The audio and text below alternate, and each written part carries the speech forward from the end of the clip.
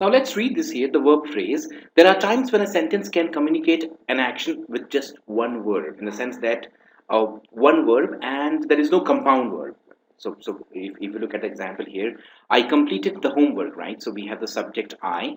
This is the subject of the sentence. And then we have the verb completed, right? So this is basically I completed the homework. I should have been completing the homework. Now, if you look at the elements here, this is basically a part of the verb. It is the auxiliary verb, we can say, right? That I should have been completing the verb, correct? So should have been completing is the verb phrase in the sentence.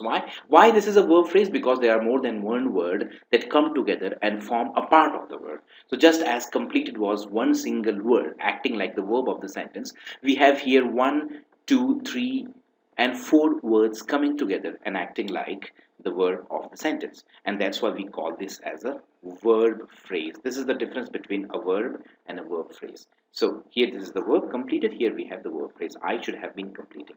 Unlike the prepositional, participial, absolute and appositive phrases, the verb phrases never act like modifiers. So it says that prepositional phrases act like modifiers, participial phrases act like modifiers. We'll see these phrases. We haven't seen any of these yet.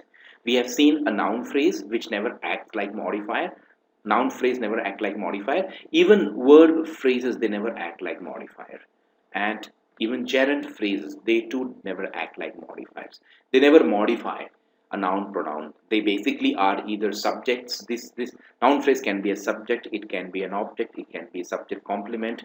Gerund phrase too can be a subject, it can be an object, it can be a subject complement, right? And verb phrase cannot be a subject, it has to be always the verb, or the it always shows the action, right? We'll take the other phrases now.